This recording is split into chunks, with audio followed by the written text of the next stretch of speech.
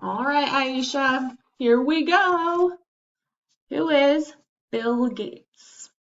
Remember, you can pause, stop, record, fast forward, anything you want. All right, let's get started. Who is Bill Gates? In 1980, some businessmen arrived at a small company named Microsoft. They had come to meet the president, a man named Bill Gates. Dressed in suits, white shirts and ties, and carrying briefcases, the men looked important. 2, 3. And they were. They were executives from IBM, International Business Machines. At that time, IBM was the largest maker of computers in the world. When a young guy showed up, the men asked him the way to Bill Gates' office. The guy led them there. A moment later, he took his seat behind the desk. He was Bill Gates, the head of Microsoft. At that time, Bill Gates was just 24 years old. He looked even younger. His mop of hair, owl glasses, freckles, and pullover sweater made him look like a teenager. But once Bill started talking, the IBM men were impressed. They could see that Bill knew computers, inside and out. The computers that IBM made were huge. Some of them took up entire rooms. Big companies and government departments bought them. Very few people had personal computers. Small computers were just starting to be made. That's why IBM was visiting Microsoft. It was a young company that specialized in small computers. 4, 5. Before long, IBM made a deal with Bill Gates and Microsoft. He didn't know it then, but the deal with IBM would start a whole new era in the world of computers. It would also lead to Bill becoming the richest man on earth. Chapter 1. Young Thinker. William Henry Gates III was born on October 28, 1955 in Seattle, Washington. Because he was the third Gates male to be named William Henry, the family nicknamed him Trey. Trey is a card player's term for 3. Everyone else called him Bill. Bill was a very active child. He would rock for hours on his rocking horse, back and forth, back and forth. Years later, in business meetings, Bill was known for rocking back and forth in his chair. He said it helped him think.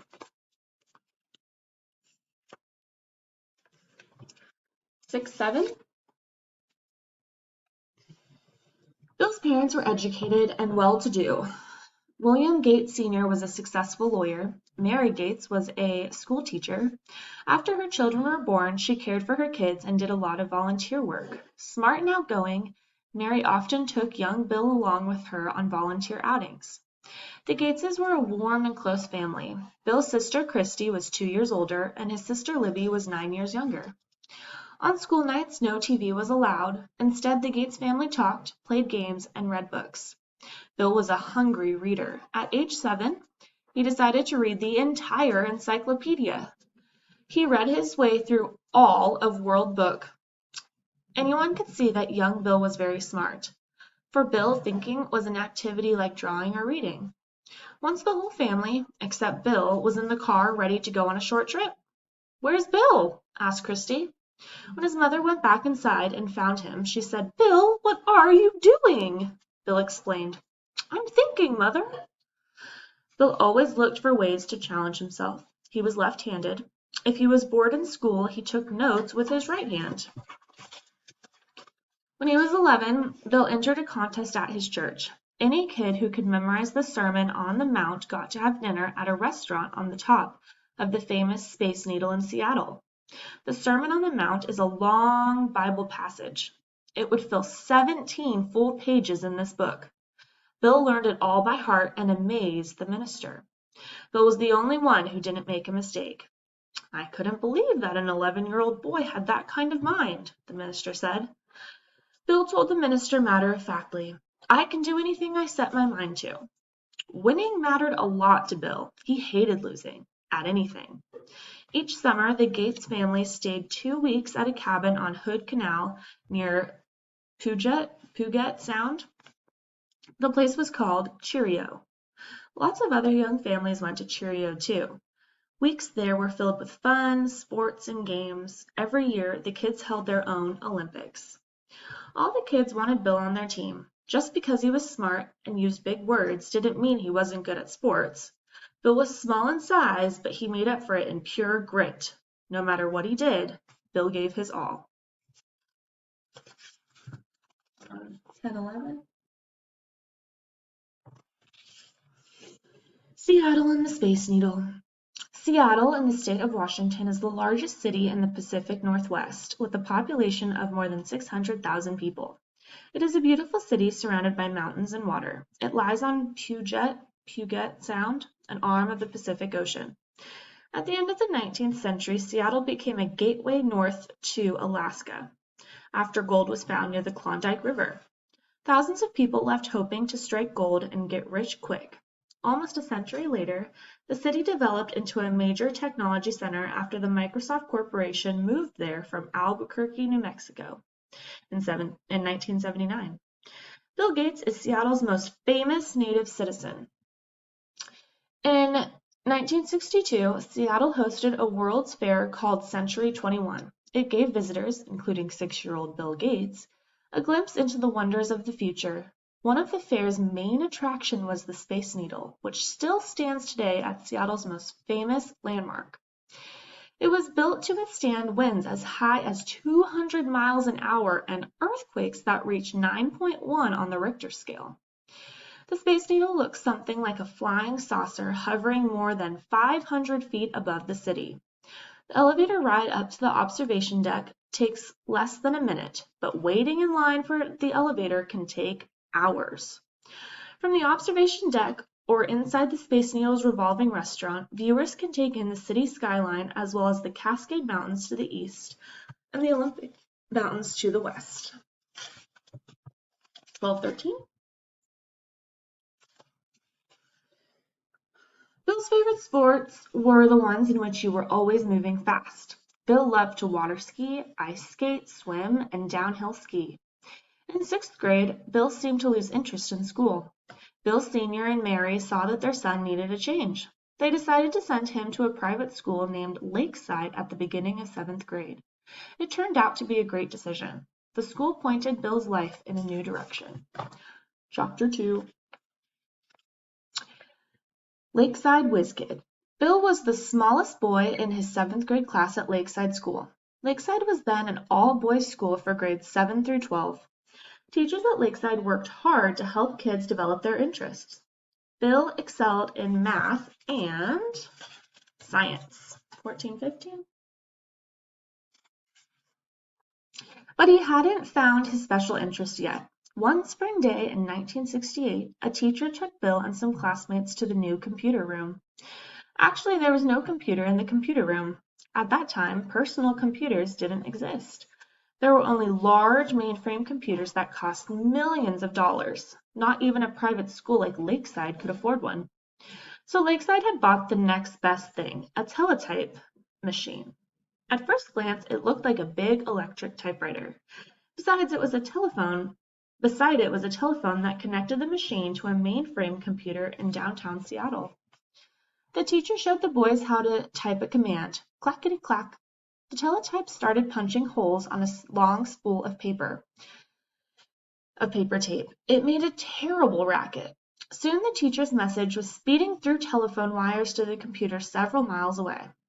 In a little while, the machine typed back the answer that it received from the computer. Bill was amazed at what a computer could do.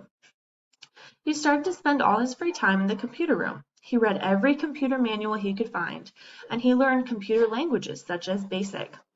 A computer language is a code used to talk to computers. Several other Lakeside boys became hooked on computers too. The boys learned from each other as they went along. Lakeside teachers had planned on early computers. Early computers were giant machines. The UNIVAC, a computer from the 1950s when Bill Gates was young, was a monster weighing over 14 tons. It spread out over 350 square feet of floor space. Despite its enormous size, the UNIVAC had about as much memory as a handheld calculator does today. Computers in the early 1960s were run by transistors. The units connected by cables were as big as refrigerators. They had to be kept in air-conditioned rooms on raised floors where trained operators oversaw them around the clock. These mainframes cost millions of dollars. Only universities, government agencies, and huge corporations could afford them. Other businesses and schools paid a fee to use mainframe computers on a time-sharing basis. All right. We're on page 18. Lakeside teachers had planned, page 18, to learn about computers and then teach the kids. However, it worked the other way around. Bill and his pals became the experts. Then they taught the teachers. At Lakeside, Bill had discovered his life's passion. Now his sharp mind had a focus. Computers, computers, computers. 19, chapter 3. Learning a new language. The Whiz Kids formed a computer club. They called themselves the Lakeside Programmers. Soon many of the boys were writing their own 2021 programs. A program is a set of instructions for the computer. Bill was 13 when he wrote his first program. It was for playing tic-tac-toe. For a boy like Bill, who liked to test himself, the computer was the perfect challenge. Every single program was a test. Would it work? Only if Bill had written the code right, exactly right. If not, the computer would make mistakes. Wrong data in, wrong data out. Bill was 2 years younger than most of the other boys in the club. At one point, the members decided Bill was too young. They also thought he was hogging time at the teletype machine, so Bill got kicked out of the club. Not for long, though. Bill knew things that nobody else had figured out yet. The other boys needed him, so they asked Bill back. Computer time wasn't free. General Electric, the owner of the mainframe computer, charged Lakeside School $89 a month to rent the teletype. In addition, they charged students $8 an hour for computer time. This was expensive. At that time, you could buy 66 comics books for $8. At first, the Lakeside Mothers Club paid the computer fees. Soon, though, the Mothers Club ran out of money. 22, 23. Now the students had to pay for their own time using the computer. Bill's parents paid for his costly schooling, but they told him he had to pay for computer time himself. So what did Bill do? He found a job. Years later, Bill joked that his parents drove him into business. A new company had just opened in Seattle. Its name was Computer Center Corporation. It had a mainframe computer. The boys nicknamed the computer C-Cubed for the 3 C's in its name. Few people understood computers then, so C-Cubed turned to the bright boys at Lakeside School and made a deal.